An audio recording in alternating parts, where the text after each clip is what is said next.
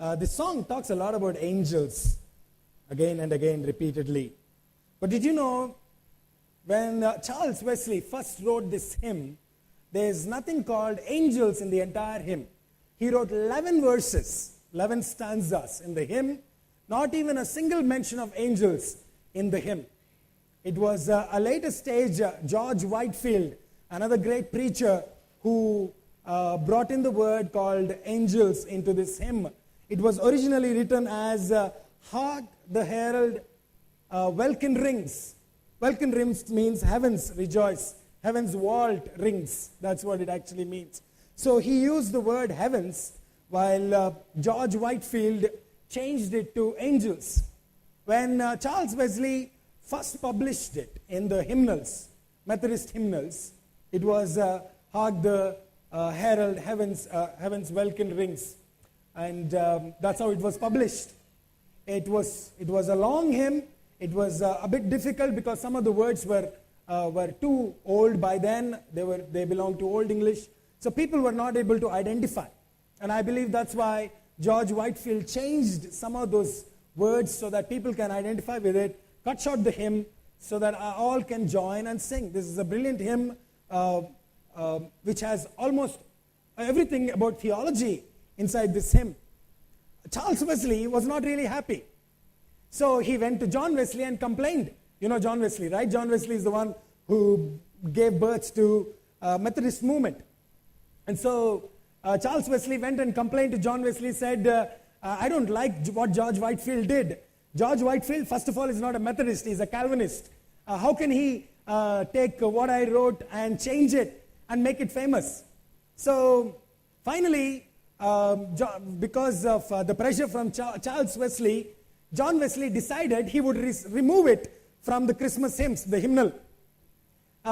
It was said, but I'm not sure of the authenticity of this story at the end now, but it was told that George Whitefield took time, went and met John Wesley and told him, the reason I changed some of those words is because that belongs to a King George's English. Nobody knows what a welkin means, so that's one of the reasons why I changed it to angels, because anyway, angels are heavenly beings, and it's easily identifiable by people. So he took time to convince John Wesley, and I believe that's when John Wesley decided that he was going to keep the hymn. So when I was reading the background of this story of this hymn, it was titled as The Hymn That Almost Was Not There. That's how the title was.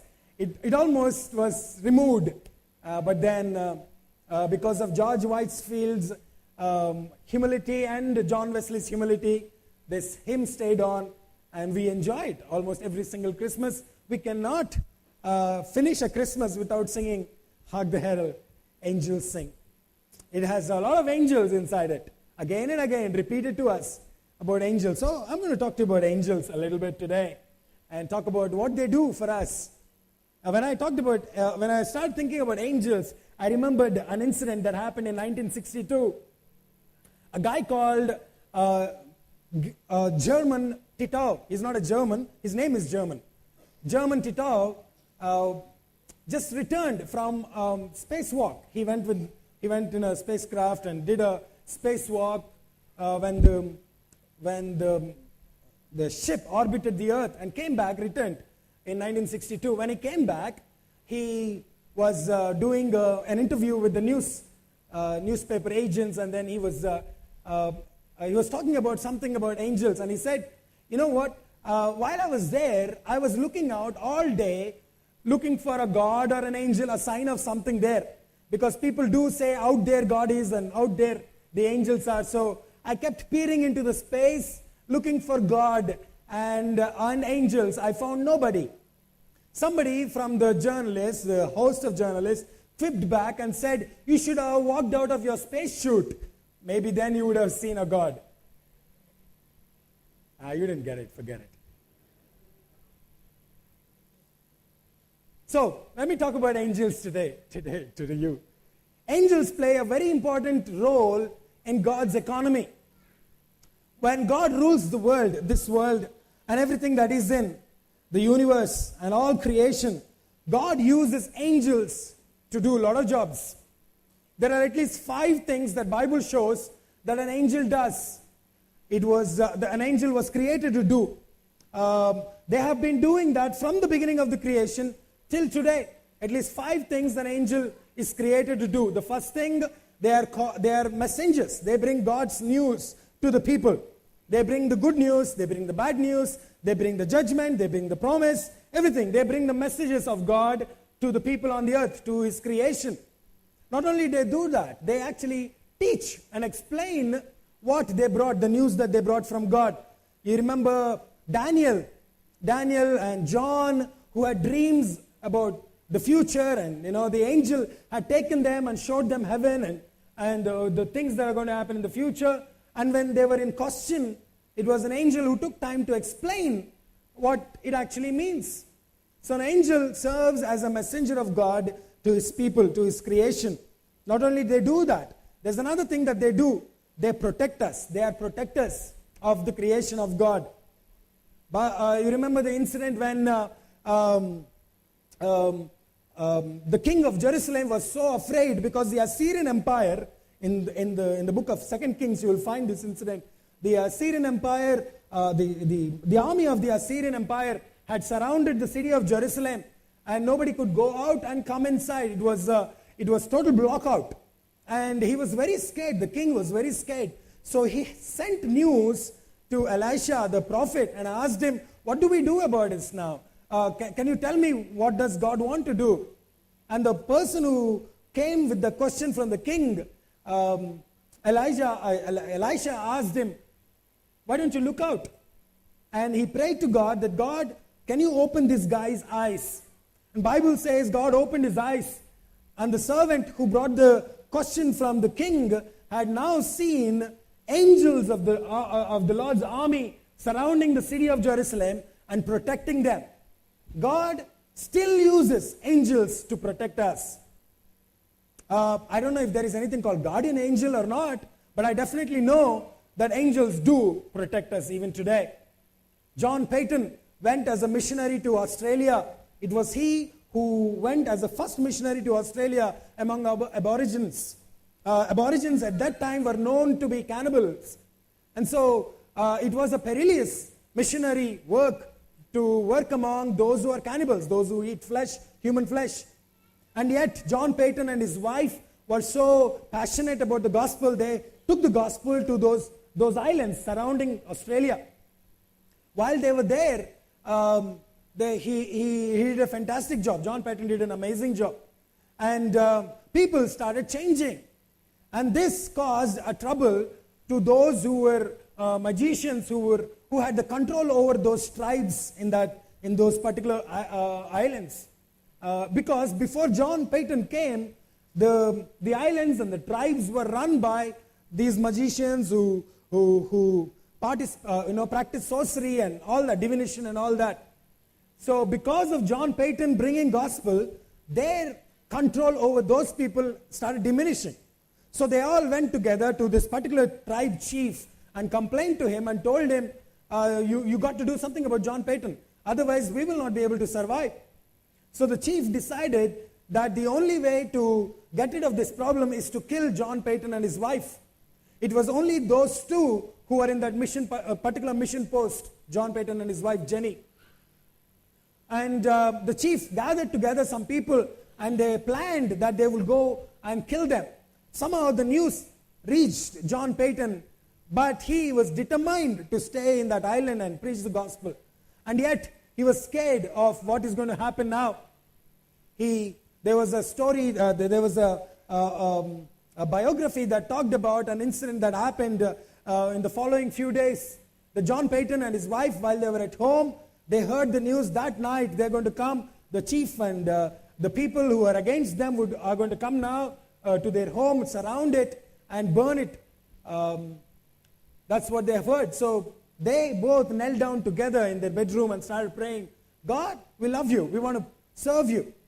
But if we have to serve you, we have to be alive.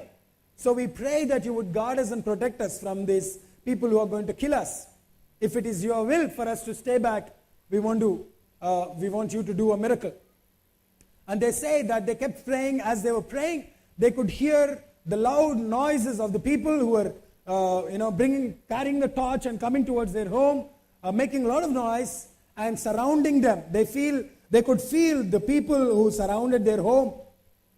And while they kept praying and asking God to do a miracle, few minutes later they started hearing this voice that was louder has now started diminishing, and slowly the voice was no more. It took another 3 months before the chief of this tribe had met John Payton somewhere in a market and asked him a question. Can you tell me about Jesus? John Payton was surprised that a person like this is actually asking him that question. And so he took time to share the gospel to the chief of this tribe. And it is said that that chief of tribe had accepted Jesus Christ then and there on in the crossroads of that village. When the entire village is watching, he knelt down and he accepted Jesus Christ as his personal savior. And it was while giving him baptism, this question that was bogging John Payton all this while, he couldn't hold it any longer. Now that he is not threatened by him because he's baptized now, he asked him the question, you were going to kill me, right? On that night? What happened? You didn't kill me. And the chief priest had told him, the chief of tribe had told him that we did want to kill you. In fact, we carried the torches to burn you alive, both of you alive. But when we came together, shouting together, we saw that there is an army that is standing around your house. A people we have never seen in this island. They were standing there guarding your home. We wanted to burn it, but then they wouldn't allow us to come forward. We got scared, so we started walking away from that place. Now I know you probably heard of incidents like this. That definitely shows that even today, not just 2,000 years back or 6,000 years back, even today, God still protects us through His angels. They protect us. Not only do they do that, they also provide when we are in struggling, when we are in need. They come as the providers of our needs. They serve us by giving us what we been expecting. We need something and then they just appear. Have you ever realized that if you are in a dire need of finances or some material need and there is no way you can get it, and then out of the blue somebody appears, it could be your own churchmate or your friend or somebody, and gives you something that you really needed at that time, and then you automatically call him an angel. Have you realized that? Like an angel, you came and gave me what I needed. Angels are known to be ministering to the people who are in need. Elijah was running away from Jezebel. He was physically tired, spiritually tired. He was mentally tired to a point where he decided, no more life. I don't want to live anymore. I want to die. It was at that time God sent an angel to nourish him physically. The angel stayed with Elijah till Elijah became strong enough in his body to now receive from God. So angels are sent sometimes to meet our needs. Even when Jesus finished his fasting in the wilderness, Luke chapter 4 verses 11 says, he was ministered by the angels after he prayed and spent some time in fasting in wilderness. So they are messengers, they are protectors, they are providers, they are also rescuers. They rescue us when we are in real big trouble, real danger. Acts chapter 12 talks about an incident where Peter was caught and was put in the prison. The next morning they are going to hang him or execute him. The Bible talks about an incident where an angel actually walked into the prison, woke Peter up and took him out of the prison without any danger falling on him. So they serve as rescuers of us. They also serve as executioners.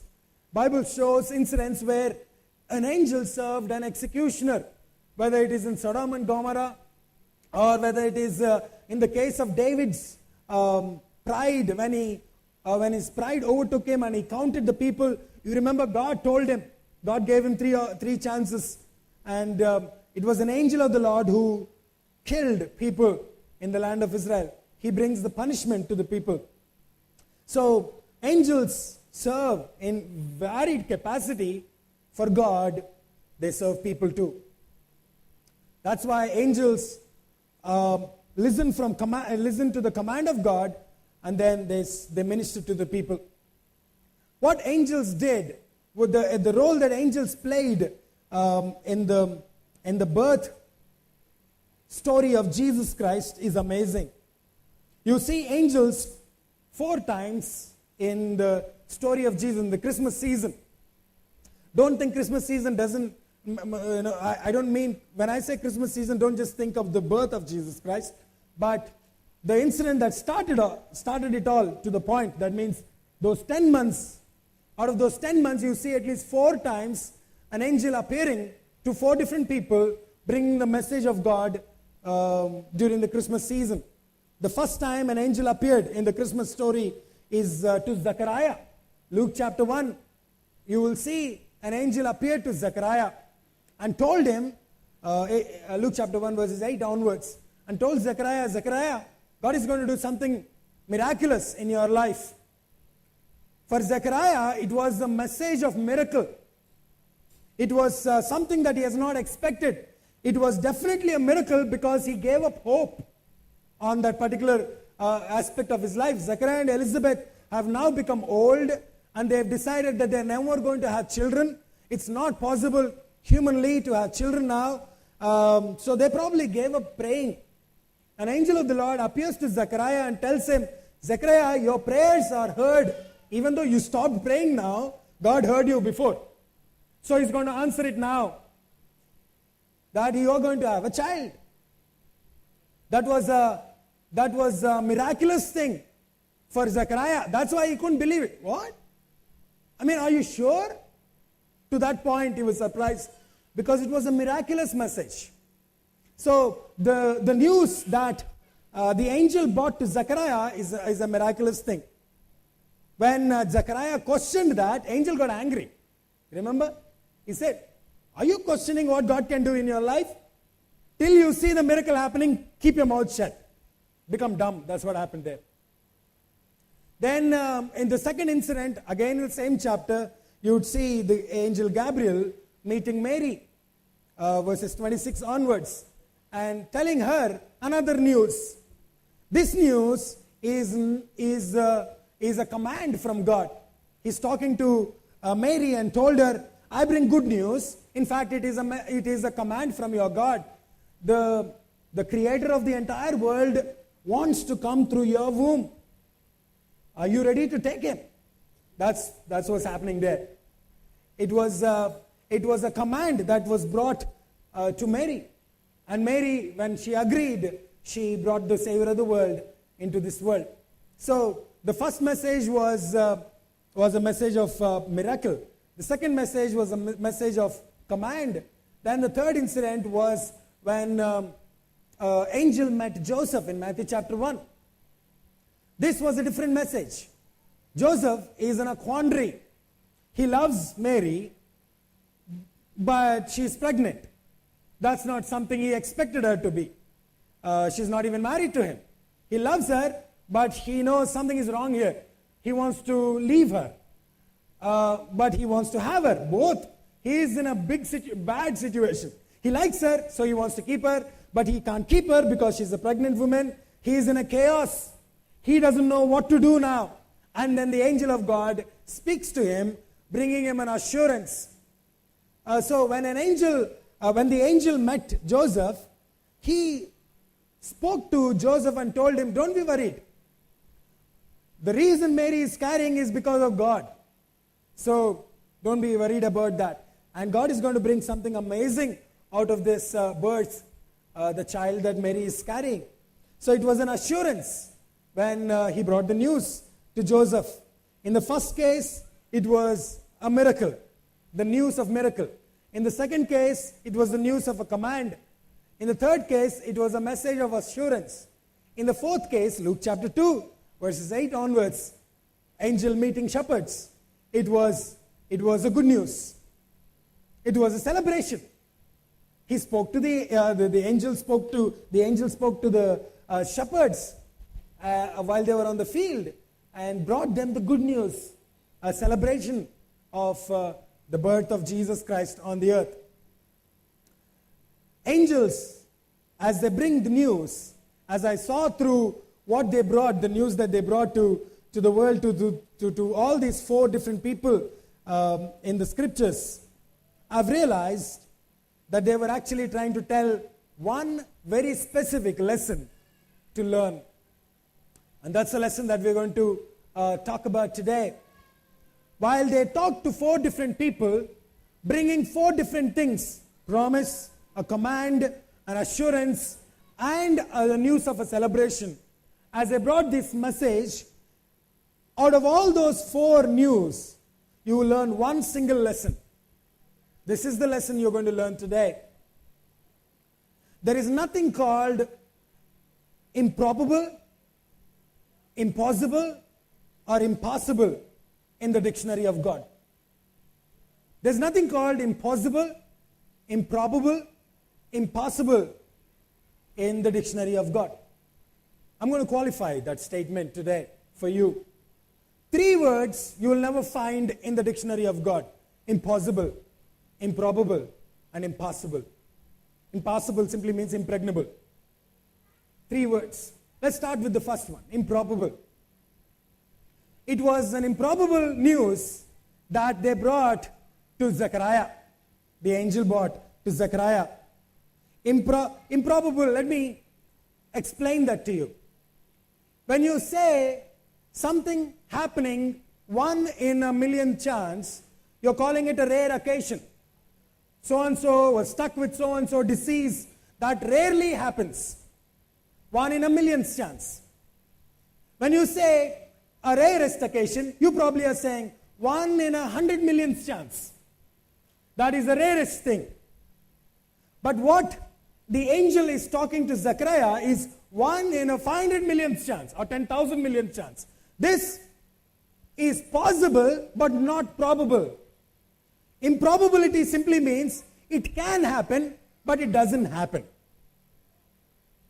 This is a possible situation, but it doesn't happen in my life. Zechariah's surprise is that.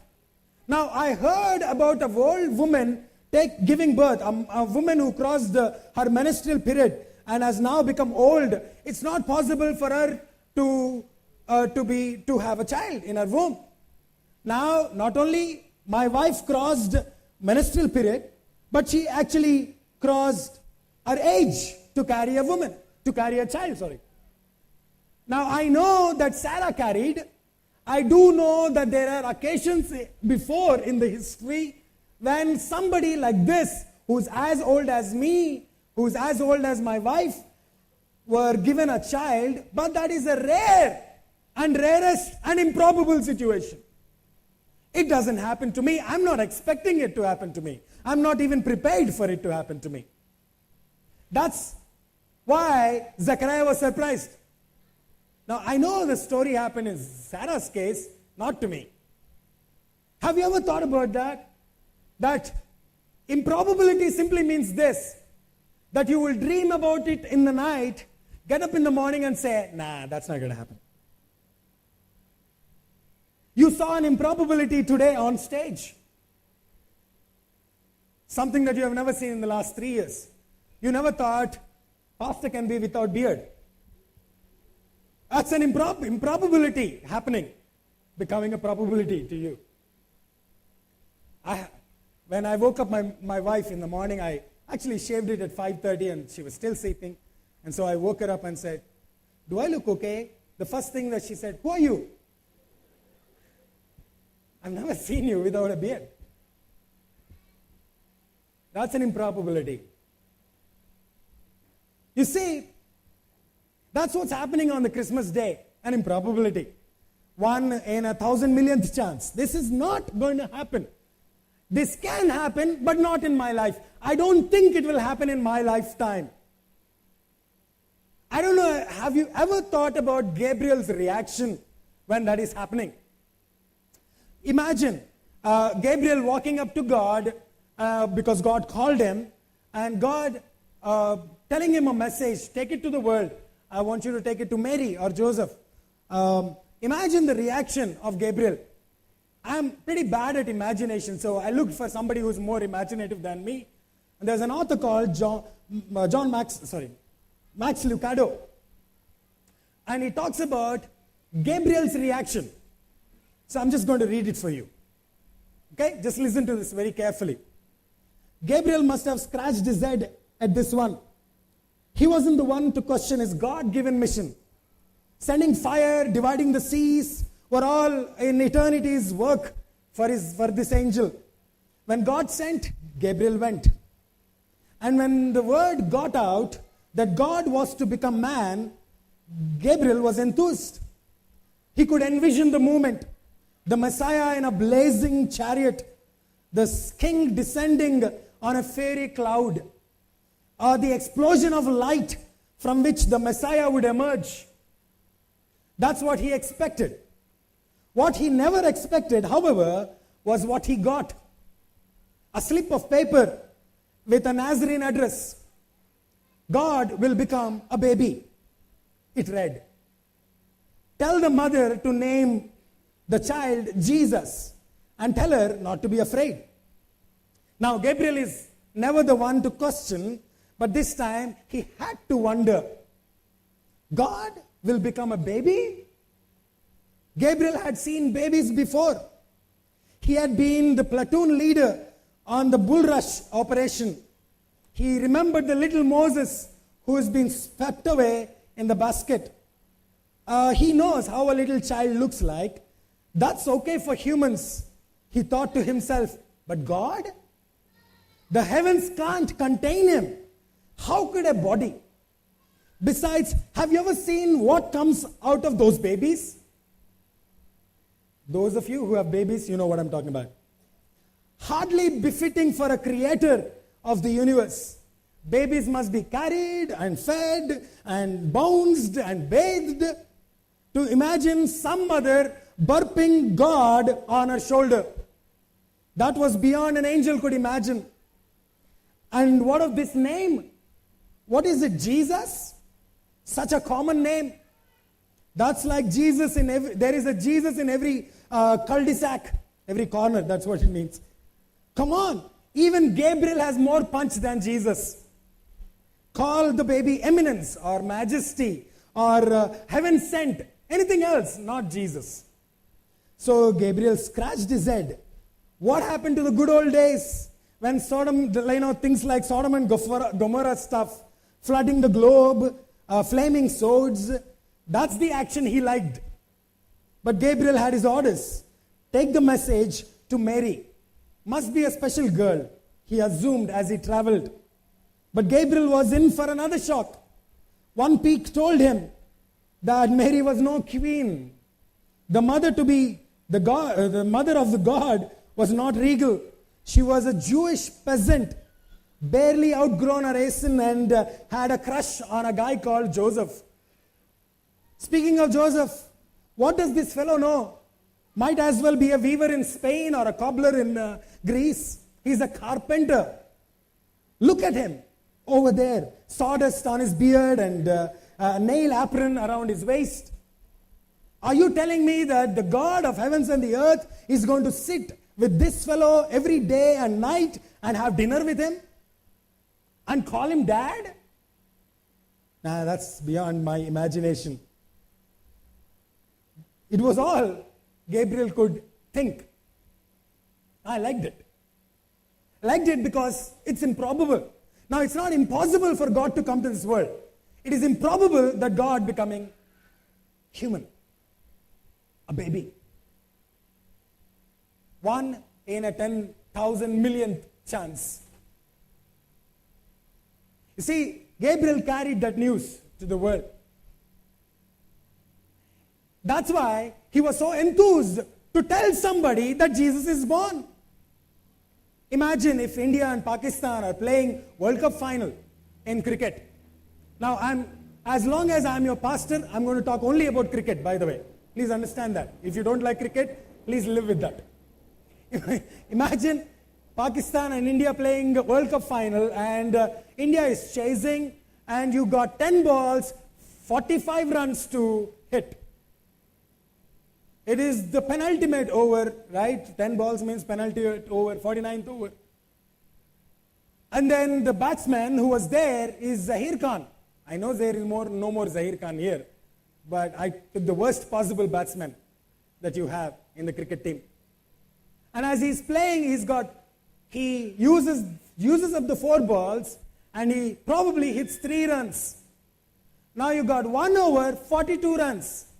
Now 1 over 36 runs is a possibility, because Yuvraj showed it. It is a possibility. If you have a batsman like Yuvraj, 1 over 36 runs is a possibility. 6 sixes is a possibility. And so the first ball is bowled, and it was a blank. It was a dot. You got 5 balls, 42 runs. Now it's improbable. It's not going to happen. So you shut off the TV. All of us who are watching that day, because we don't want to be heartbroken. We don't want to see Pakistan lifting up the cup. Now, I love Pakistanis, by the way. I preached in a Pakistani church a few weeks back. So I don't have any problem with Pakistanis, but just talking as cricket-loving nation. So you got this sinking feeling, and you don't want to watch. If you're a cricket lover like me, you really don't want to watch it. So you're going to shut it off and walk away and take your blanket and sleep in the most... you really don't want to hear anything. You really don't want to hear any shouts. And then if everybody is shut off their TVs, but only Prasanna is watching. Where is Prasanna? I can't see him. Okay. Only Prasanna is watching. And then Zahir Khan hits the second ball for a 6. Then the third ball for a 6. And the fourth ball for a 6. Now it's fine, 4 balls. You're still not going to win anyway. You got 1 ball more. Shoaib Akhtar is bowling. And then he bowls. And the 5th ball, Zahir Khan hits for a 6. But it was a no ball. Now that's an improbability happening. You still got 12 runs to hit. Because it's a no ball, he's going to bowl a second one. Then he bowls another no ball, and Zahir Khan hits for another 6. Now that is 1 in 10,000 millionth chance. Now even if that is possible, you still got 6 runs more. And then to your utter amazement, Zahir Khan actually hits the last one too for a 6. So he's actually scored 7 sixers with 5 balls. That's 1 in 10,000th millionth chance. Improbability. It is not impossible, but it is improbable. It cannot happen. You don't dream of something like that, but it did happen. Now it happened, and only Prasanna is watching. Can you put yourself in Prasanna's shoes? You really want to shout. You really want to tell somebody. Why are you guys sleeping? India won. This is not possible. You remember what happened on that night when the shepherds are sitting on the mountain? That's exactly what's happening. Angels couldn't stop. Man, how can you sleep when the king of the world is born? Here. There's nobody to tell. So they saw the shepherd boys and told them, guys, what is improbable had happened. Now, I know I may not be theologically right in my interpretation of this particular incident, but I loved it. I thought, why not? I actually can feel the excitement of the angels at that time. Improbable had happened. This Christmas, what is improbable, 1 in 10,000 millionth in your life is going to happen. That is the promise of this Christmas. What you thought, that's not going to happen in my life, is going to happen. 1 in 10,000 millionth chance can become yours. That's the message of the Christmas. That's exactly what this song is trying to tell us. It's improbable to imagine the creator of the heavens and the earth taking human form and coming out of a virgin womb. That's not what I'm prepared for. That's not the news I'm prepared for. That's not the news I'm expecting. And it came. Improbable. The second word, impossible. In improbability, there is at least a possibility. In impossibility, there is no possibility. It simply means it's not going to happen. Not even in 1 in 10,000 millionth chance. It's not going to happen. This is not even conceivable. If Elizabeth conceiving is something that is probable because it did happen before, Mary conceiving is impossible. A virgin, a woman who does not know man, who has never slept with a man, carrying a baby is not going to happen. That's not possible by any law that you have in this world. Any science that you know of, that you can imagine, that's not possible. That's probably why Mary was surprised. If Zechariah was surprised at the improbability of his wife carrying, Mary was surprised because this is impossible. And so she was right when she said, "Are you kidding?" And I'm glad the angel was not angry.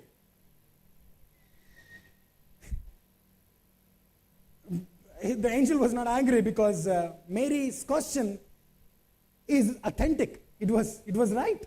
It was impossible to carry a woman who does not know a man, a virgin, giving birth, conceiving. But it happened. Christmas tells us that. An impossibility happening in our lives.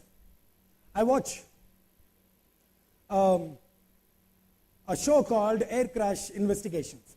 Normally, I watch them a lot. Simply because of the science, not because of death.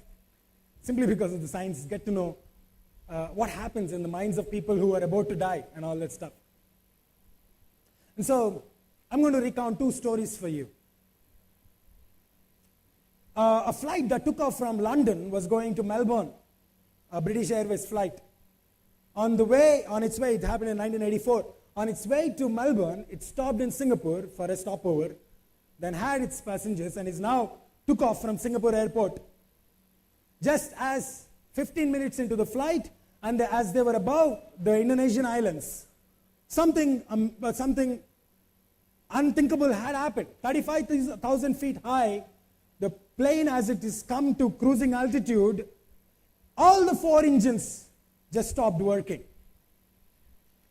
And something else is happening while people are traveling. A glowing dust has formed all around the flight. It's like, it's just dust. They can see it's dust, but it's glowing. And the flight has been cruising, and since all the 4 engines stopped working, they can feel the silence in that flight. And as these pilots and co-pilots and flight engineers frenetically worked on trying to restart the engine, it never started. And they calculated that from the height that they are in, by the time they hit the seabed, it would be another 32 minutes. Exactly by 32 minutes, they will lose all altitude and they would crash land in a sea. And the pilot knew that everybody's going to die. But all of them never gave up. They kept trying to restart the engine. Now, to restart a flight engine, a Rolls-Royce engine, it would take 3 minutes, 15 seconds. That's the process time. You stop all the engines, restart all the engines. By the time this entire process takes place, it's about 3 minutes, 15 seconds. So they estimated they have 10 trials before they could hit the seabed. So they kept trying, and some of the processes that they removed from the entire process and tried to shorten the time. And the pilot later on in an interview had told, "We don't know how many times we restarted the entire engine. We probably did it more than 50, 60 times while we were going down." When they reached an altitude of 8,000 feet, between 8,000 and 6,000 feet, amazingly, one of the engines started working. And the glow around them disappeared quietly. And then with that one engine, they managed to turn around. This was almost 1.5 hours in the air, almost 1 hour 15 minutes in the air. And as they managed to turn around and started coming towards the nearest airport in Indonesia, they had to take the flight up because to make sure that they land in the airport properly. By the time they crossed 10 again, all the engines stopped working. Again, the glow appeared. So the pilot knew there's something wrong about 10,000 and above. So he came down around 8,000, 9,000 feet and kept flying this jumbo jet in that altitude. And one engine started working, and then another one started working. By the time they actually landed in Indonesia, all 4 engines worked back again. Everybody lauded there. Now, a pilot didn't talk anything, but I looked at the reactions of the passengers, and one British lady put forward exactly what's happening in everybody's mind. She talked about how she was reading this book, this novel that intrigued her, and while everybody's sleeping all around her, she suddenly realized that the noise that's supposed to be around her is just vanished. Nothing is there. So she realized something is wrong. And as she looked out of the window, she saw this glow, and she thought maybe the engines are on fire. And that's when she realized that this is the last day of her life, last few moments of her life. And this is what she's saying: I tried to keep myself calm, but while I'm trying to read, the only thing that I saw in that book is my death. The picture of my death. How am I going to die? Am I going to crash land and sink in the water? Am I going to be burnt alive? Am I going to hit a mountain and die in an instant? That would be better death. That's what she's thinking. And then when the plane actually came down to 8,000 altitude and all the engines started working, and as they were about to land, this is what she said. At 35,000 feet, I saw my death in the book. At 8,000 feet, I saw a miracle in my book. I was supposed to be dead. I'm alive. Now you can say this is an engine problem, and the pilot had actually managed to do that. There was a reason why it happened. It is because Indonesia is known for volcanoes, live volcanoes. And one of the volcanoes actually exploded, and the dust that was in the air, that was thrown up into the air, had actually caught the flight that directly went into the dust. And that's the glow, the fine dust had turned into a big glow around it. And engines stopped working because of that. And when they landed the plane, you can obviously tell, well, it is an improbability, but it is good. It is because of the pilot's skill that they are alive. Let me give you another example. A Scandinavian flight took off from Amsterdam going to Madrid. 6 seconds into the takeoff,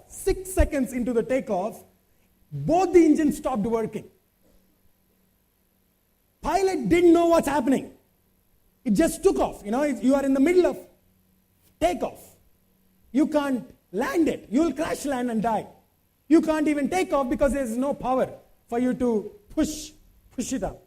With the power which the flight took off, the flight went up to 2,000 cruising altitude, 2,000 feet of cruising altitude, and it stayed there. While the pilot, the most skillful one at that time, when he was flying there, it was called McDonnell Douglas DC-10. DC-10 has 2 engines, only 2 engines at the back of the tail. While it is in the flight, this 2,000 feet, he is trying to restart the engine. What he does not know is that both engines actually blasted off and fell down on the ground. In fact, he's actually flying on an empty wing. Both the engines are attached to the back wings, by the way, in McDonnell's DC-10. And both of them fell down. He didn't know that he didn't have engines. So, thinking that there are engines, he is actually trying to fly it and put it down. 15 kilometers from the airport, he managed to land it in a place that is filled with ice. It was a December season, so that was, and he was happy to see a clearance in the midst of a forest that had a lot of ice, and he knew if he lands it on ice, he may not have a chance of being ignited. And so he did manage. 192 of them were saved on that day. The plane, as it crash landed, broke into 3 pieces. And as he waited till everybody is evacuated, he then took off his belt and started coming out, feeling so proud that he managed to land this aircraft just using the flaps of the wings. You know, when he uses the flaps of the wings, you get more time to actually fly. So he thought, I used all my skill and I managed to land it. And he gets down, he says this in an interview, that I actually thought I saved 192 people today.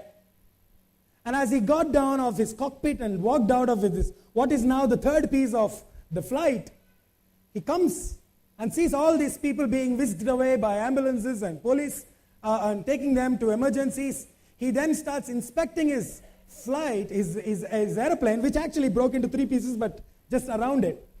Goes to the tail and says, I was dumbfounded because I see no engines there.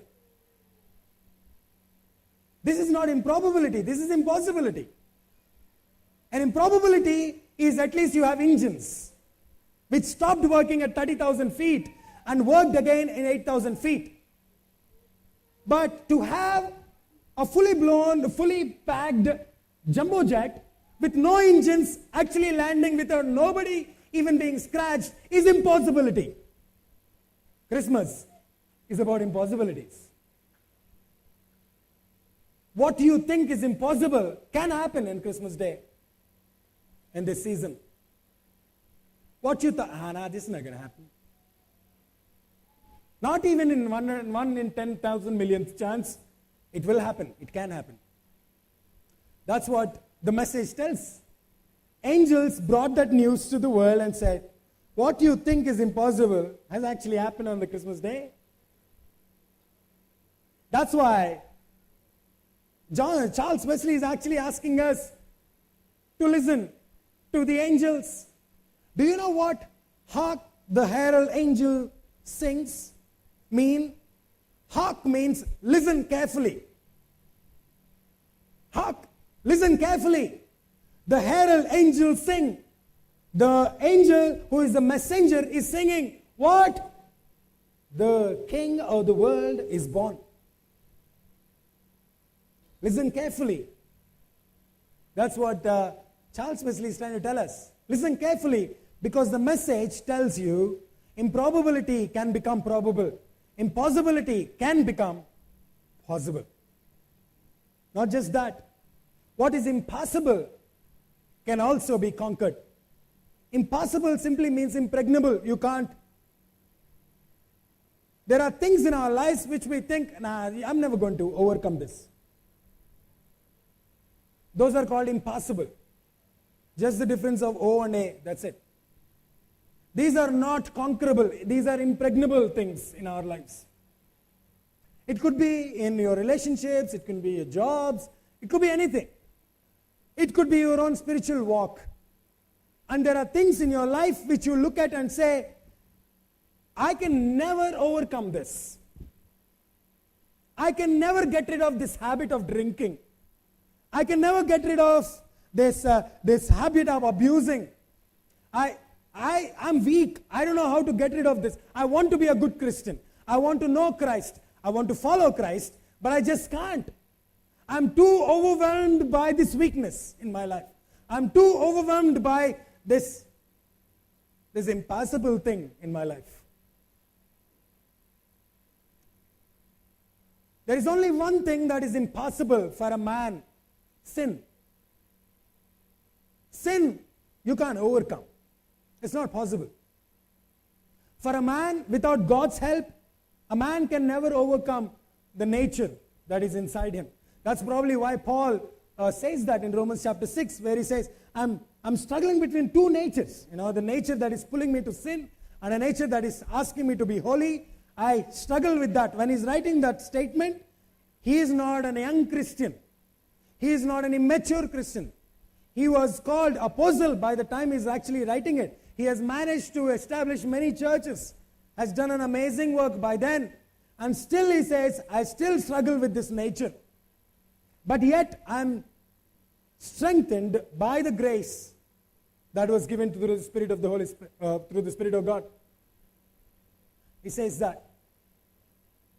Maybe you're looking at yourself today and you're telling yourself, this habit, I don't think I can leave. I'm stuck with this habit for the last 35 years. I don't think I can ever get rid of this.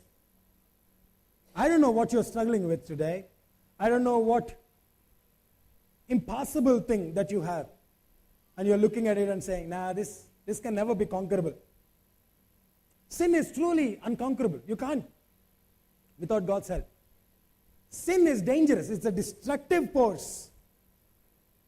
To make you understand how destructive sin is, let me give you an example. In the Roman Empire, when they are giving capital punishment, not only they do crucifixion. Crucifixion is one of the worst forms, if not the worst of the punishments that they give. Another kind of punishment they do give, Romans. If I am given capital punishment, that I am given death, sometimes they use an interesting methodology to kill a person.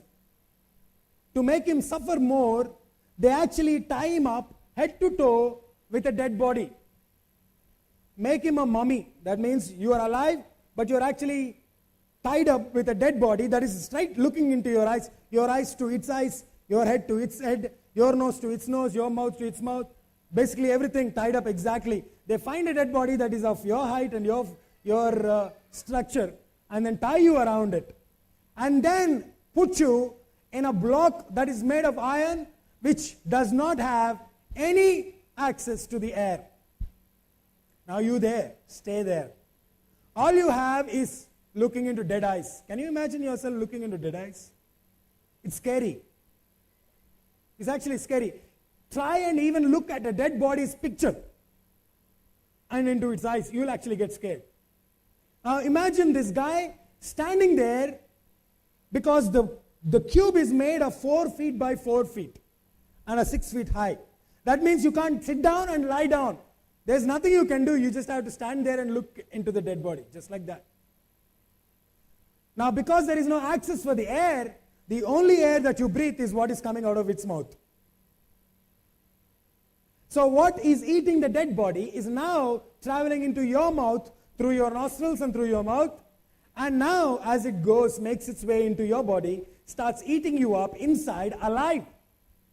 You are actually alive. You got a dead body in front of you, but you are alive. Inside you are organisms that are killing you. Slowly, steadily, till the time you take your last breath, they are eating you up alive. Till the time these eyes that are with life turn cold and dead. That's the effect of sin in our lives. It is destructive. If left alone, you will be eaten alive. Sin. Now that's why Christmas happened. That's exactly the news that angel brought to Joseph and said, and he will be called Jesus because he will save his people from their sins.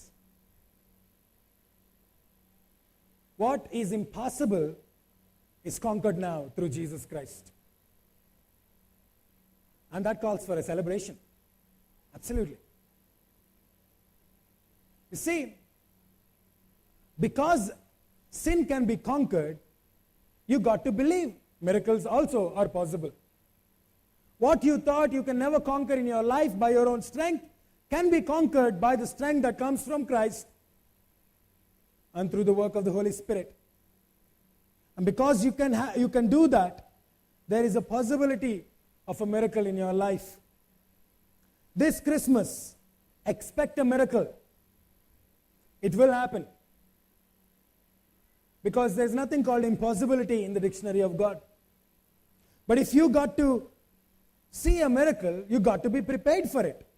However improbable you think what you're expecting is, it can still happen. It will only happen when you are ready for it. Be prepared, because improbability can also become probability. But to hope and to prepare, you got to believe first. Without belief, nothing happens, especially when you follow Jesus Christ. Nothing is possible without faith, but all things are possible with faith. If you believe, all things are possible for you today. Charles Sawyer, the secretary of Chuck Colson, when he was the secretary of the state for the U.S., tells of a story of a flight. Again, I'm very fascinated by airplanes, by the way, and I'm dead scared of heights, by the way. Tells of a story of a World War II flight, warplane that was about 35,000 feet high, again. And then the people who have, the passengers who are inside have heard a voiceover from the captain's cabin saying that we are at 35,000 feet altitude and we're cruising slowly. If you turn your head to the right side of your windows, look out through the window on your right side, you will see on down, you see a clear blue sea with 6 yellow dinghies. You can, the boats, rescue boats, but each of them having one dot on it. All of them are these. The first one is co-pilot, the second one is co-pilot, the third one is the flight engineer, and the fourth one is a flight attendant, and the fifth one is the stewardess, and another one. 6 of them. All 6 of them are there down in each of those dots. You are now on autopilot. You never know when you're going to crash. What you're hearing is the radio message. Now that is something that you really don't want to see yourself in your life, find yourself in. And you might find yourself in there today. But if you believe, even an autopilot can land you on the land. If you believe, all things are possible. Let's close our eyes. By the way, the last story did not happen. It's just a parable, by the way. But I just wanted to make a point to you that there's nothing impossible in your life. And you can see it happening this Christmas if you just believe. Let's pray, each of us, wherever we are. Let's just take a time, to take a moment to present your improbable situation, impossible situation, impossible thing that is keeping you down, your spirit's down, and ask Him to help you. And this season, you would see a miracle happening. Let me pray for you. I just want to take a moment to pray for you. Father, I want to thank you for this morning, and thank you for your word. When we look into our own lives, we see many things, God, improbable things, impossible things, impossible things.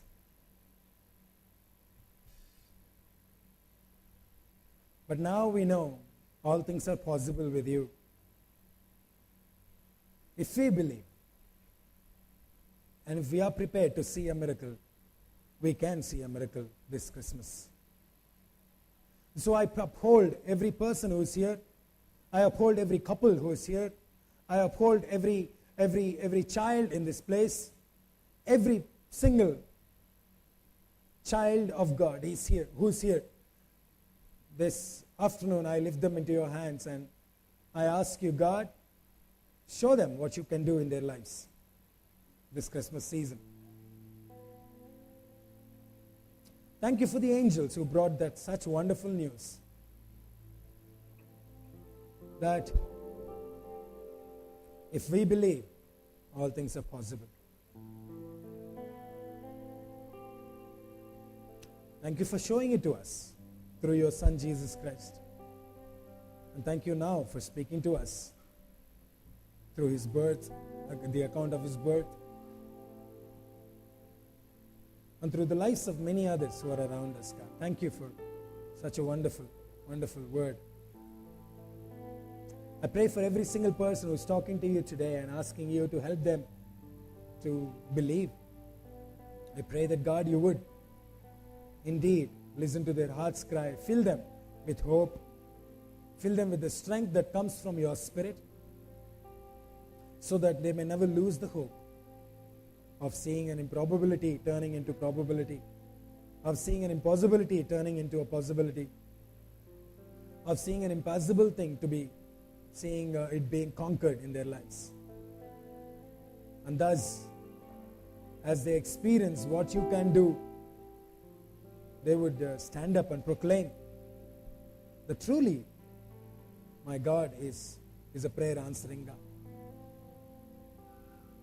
You know them, you know their hearts, you know their needs. And so I ask you to work on their behalf.